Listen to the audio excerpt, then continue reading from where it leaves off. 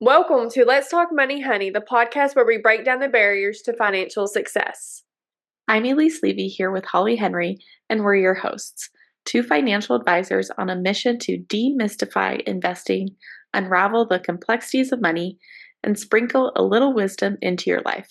Whether you're a seasoned investor or just dipping your toes into the world of finance, join us once a month as we discuss how to navigate life's financial twists and turns. Just remember, building wealth and living your best life should be empowering, not intimidating. So listen up and let's talk money, honey.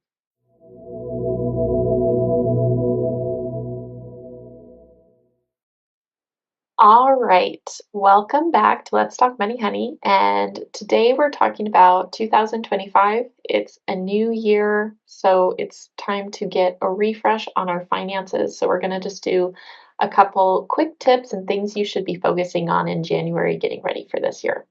Holly, you first. Okay, so first off, I just want to say that we started these videos like a year ago, right out 2024. And we started saying that it is time to set financial goals. And by golly, we had clients right there with us. They started making goals and we are so excited. And so if you made goals and for whatever reason you didn't reach the goals, I think now is a good time to reevaluate and maybe figure out why, and maybe refresh and set new goals. It's okay that you didn't reach every single goal. I know I personally didn't. I feel like life happened a few times, handful of times during the year. And so I'm having to pivot and reevaluate, what does my life look like now versus what did it look like at the beginning of 2024. And quite honestly, there's just a lot of changes that has happened. But for those of you that have followed us this past year, I personally just want to say thank you. And I also just want to say that I'm very excited to be starting a new year and new topics. So moving right along. Well, before we move too far along, I want to hop in on the goals thing and say make your goals specific because I think sometimes we make these really broad goals and then we get sad. I mean, I get sad when I don't reach my goals, I get depressed. Yeah, And yeah. so, when you say, I'm going to turn my whole life around, that's really big. Or I'm going to set myself up for financial success. What does that mean? So Yes. I think making it really specific and saying, I want to save for my emergency fund, I want to have 6 months of expenses saved by October 1st. Make it specific, have an end date, have an amount, and it'll make it easier for you to achieve those goals. So, maybe you want to up your monthly contributions to your account by $50 a month. Whatever your goal is, the more specific, the easier it is it's going to be to achieve and just keep you on track. So, those are my 2 cents on goals. Yeah, and I also want to say that we're here as your guide. So if you have goals, send us your goals and we can just kind of check in and just be your accountability partner.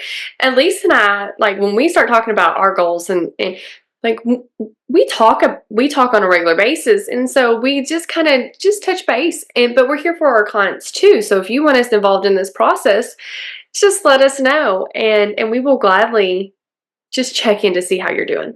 Yeah, because I think it is good to have someone to talk to. And it's a little woo woo, but I really believe in the power of affirmation and saying things out loud. It increases the odds of them coming to fruition. So when you take your goals from in your head to writing it down, the odds go up. When you start saying it out loud, when you start saying it to other people, the odds go up that you're going to achieve it because you're becoming more and more accountable to yourself and now to others. And the other thing I wanted to say is we always talk about budgeting, but I think some people budgeting really works. Some people it is just a source of anxiety. So in the new year, a great way to do budgeting is to make it for the whole year. So it's pretty big.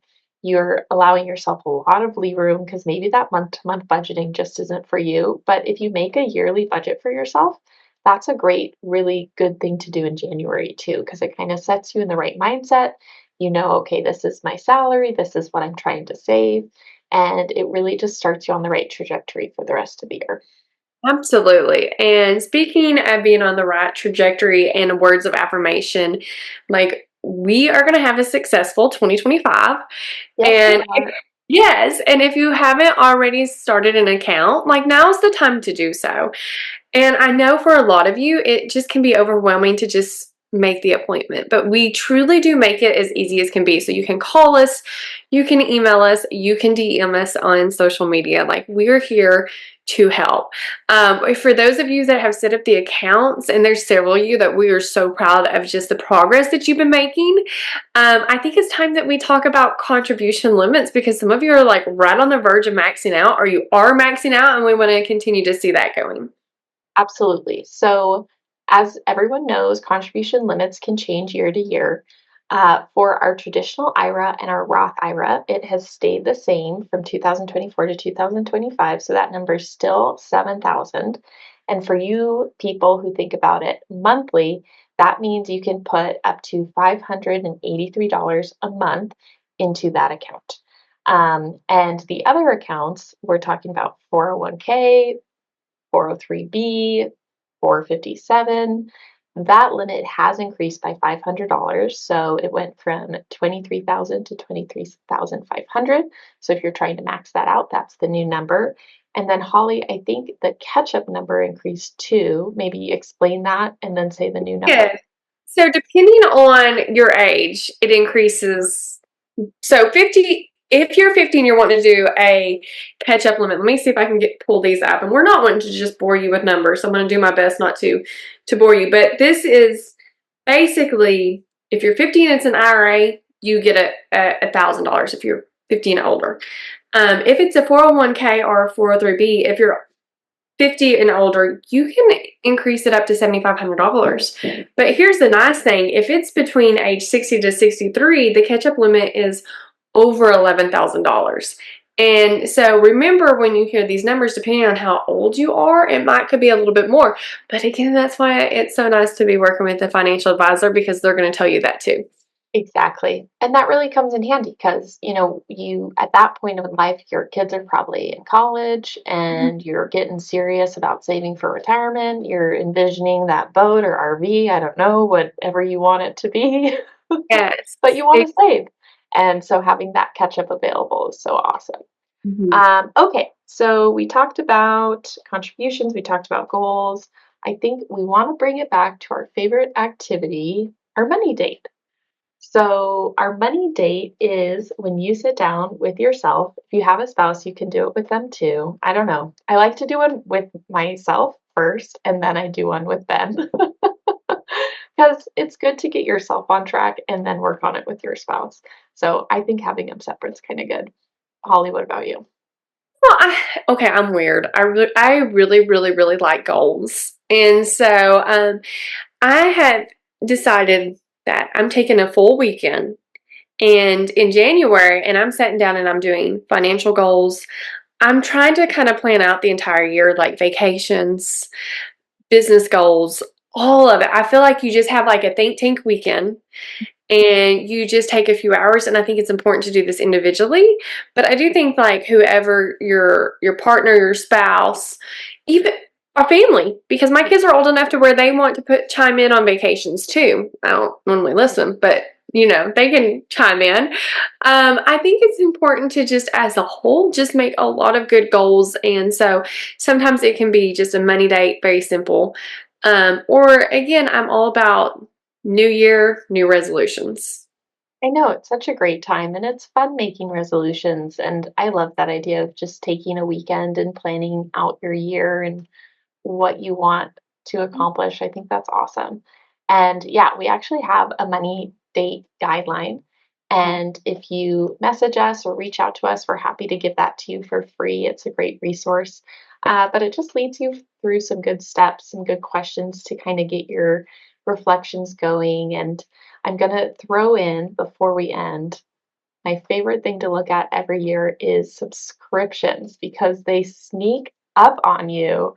And I swear every year I look and there's like three that I don't use that I get rid of. And then three more come. I don't know how it happens. Absolutely. I think it's just so easy to click because I was looking the other day that Audible was back on. I don't even know how it did that. I know they turn on, I swear. They do because I haven't really listened to. I buy the audiobook because I'm very just like I may listen to two or three within a month and then not touch it again for 6 to 7 months. So it's not point for me to have a monthly subscription, and yet there it was. So It's it horrible. is to just like flip through all your credit card statements, just kind of glance. I'm not saying go line item by line item, but just kind of see if there's anything out there that's just maybe you didn't catch. Exactly. And I think I have multiple people who have told me that looking through their credit card statement makes them really uncomfortable. We're right there with you, but the more you do it, the easier it gets and it keeps you accountable. And so, we're not asking for you to be saints. We're just asking for you to know what you're spending your money on because it'll start changing your perspective. Yeah, so and I am also world's worst budgeter. I'm just gonna tell you. Like, don't come to me and ask to look at my budget because I mm, mean, my budget's great. I just am horrible at following my budget. thank you. But I will say I'm financially fine, and I think that's why I'm not trying to budget every single line item. But what I am comfortable doing now is I do check my checking account on a regular basis. I do check my credit card statements on a regular basis. And I have not always been there. And I realized right fast that I was just wasting money. I didn't realize how much I was eating out. That adds up really quickly. I didn't know how much I was doing online shopping. Budgets are good to keep you in track, but if you don't want to do a budget, at least pay attention. Yeah, absolutely. And I think like that's always what we're talking about is just like being a little bit more intentional and raising your awareness because money is a tool. It is not the enemy. It can be your best friend. Absolutely. So let's have that be our mantra for 2025. Yes, yes. Done. All right. Thanks for tuning in. And know if you want to sign up for a monthly newsletter, just send us a message. We're happy to get you on that list for more information monthly. And check out our other videos. We have a ton of awesome topics and great resources for listeners.